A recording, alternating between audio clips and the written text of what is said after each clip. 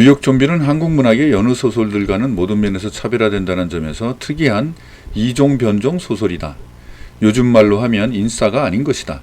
대체적으로 아싸는 비판의식 가행으로 재미와 격을 놓치는 경우가 많다. 뉴욕 좀비는 그러나 문학의 전통적인 미덕인 사회 비판이라는 관점을 견지하면서도 재밌고 흥미롭다. 아싸 출신 핵인 싸인 셈이다.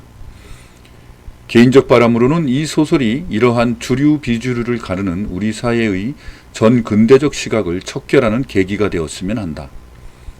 작가 유순호는 스스로를 코리안 아메리칸 차이니스라고 말한다. 중국 동포 출신으로 뉴욕에서 살고 있는 자신의 정체성에 대한 설명이다. 한글로 글을 쓰고 있는 작가 중 이렇게 다양한 문화적 배경을 가진 작가는 드물다. 한글로 쓰여진 한국 문학을 한민족 문학이라고 한다면 유순호의 작품은 한민족 디아스포라 문학이다. 한민족이라는 말도 이제는 사실 어폐가 있는 말이 되긴 했다. 교포들의 생활에 대해 그동안 단편 소설들이 꾸준히 발표되어 왔으며 고단한 이민생활 같은 소재에 대한 장편 소설도 쓰여진 적이 있다. 뉴욕 좀비처럼 그러나 외국 현지에서 그 나라의 사회문화적 현상을 주요 소재로 활용하면서 쓰여진 글로벌 작가의 한민족 문학 작품은 그리 많지 않다. 내용도 작가의 특이한 이력만큼이나 독특하다. 이 소설은 주인공 리우와 세 여인의 연애담이다. 한 여자는 미국인이고 나머지 두 여자 중 하나는 중국 동포이고 하나는 중국인이다.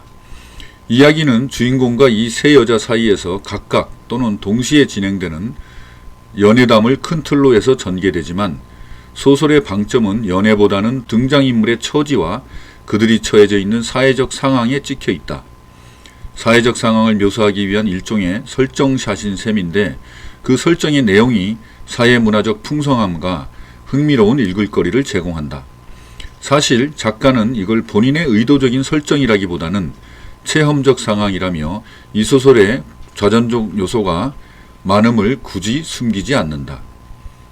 미술을 전공한 뉴요커 루시를 통해서는 현대미술의 경박함과 모순을 주인공이 파트타이머로 일하는 뉴욕 소호의 액자 가게를 중심으로 펼쳐놓는다. 중국 동포 여인 체이는 미국에 미립국하면서 빚을 지는 바람에 이 빚을 갚기 위해 몸을 판다. 체이는 주인공의 다락방에 트렁크를 맡겨둔 채 뉴욕의 인근 도시를 전전하며 손님들의 변태적 행위와 과도한 요구를 참아가며 달러를 번다. 작가는 체이를 통해 좀비형 인간을 양산하는 자본주의 사회의 모순을 지적한다. 종국에는 좀비를 양산하는 무리, 즉 성을 사는 미국인이 진정한 좀비가 아닌가고 되묻는다. 좀비와 뱀파이어 문학의 형성에 큰 영향을 끼친 미국인 소설가 리처드 매더슨의 I am 레전드가 생각나는 대목이다. 부모와 함께 국경을 넘다가 이국 땅에서 졸지에 고아가 된 샹샹은 의지할 곳을 찾기 위해 주인공에게 자신을 밥만 먹여주고 살아하고 한다. 나중에 영주권을 얻기 위해 다른 남자와 위장결혼도 한다. 주인공 리우는 중국계 신문사에서 일하면서 생계를 해결한다. 짓거리만한 봉급 탓에 지가 득식을 거리는 빈민가 다락방에 거주하며 말 그대로 생계만을 해결한다. 소설의 장점은 이야기의 리얼리티에 있다. 예를 들면 체이가 몸을 팔아 번 돈으로 중국에 있는 남편에게 차를 사주었는데 그 남편이 차에 젊은 여자를 태우고 다닌다는 말을 고향 사람들로부터 전해 들은 체이가 뉴욕의 길거리에서 목 놓아 우는 장면은 이 소설의 압권이다. 프랑스어나 영어로 쓰여진 외국문학 작품을 많이 읽은 한국의 소설 독자는 이 작품의 도입부에서부터 지역적 배경으로 인해 신선함을 느낄 가능성이 많다. 미국의 상황이 한글을 사용하는 작가의 눈으로 설명되기 때문이다. 소설의 배경은 뉴욕주 일대와 캐나다 온타리오 주변, 뉴욕시 인근 캐스킬 마운틴 등이다.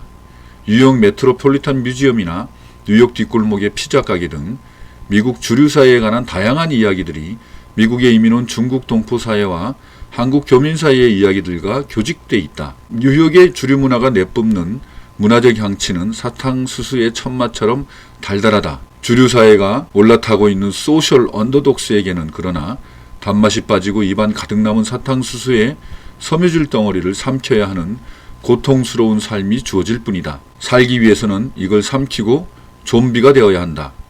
먹고 살기 위해 몸을 팔고 위장결혼을 해야 하는 사람들에게 뉴욕 아니 미국 사회의 삶은 시작부터 신선하고 고달플 뿐이다.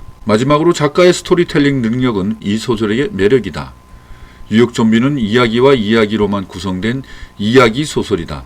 한 이야기가 다른 이야기를 불러내고 그 다른 이야기는 더 많은 이야기를 불러낸다. 작가의 해석이나 설명은 조금 있거나 없다. 그래서 쿨하다.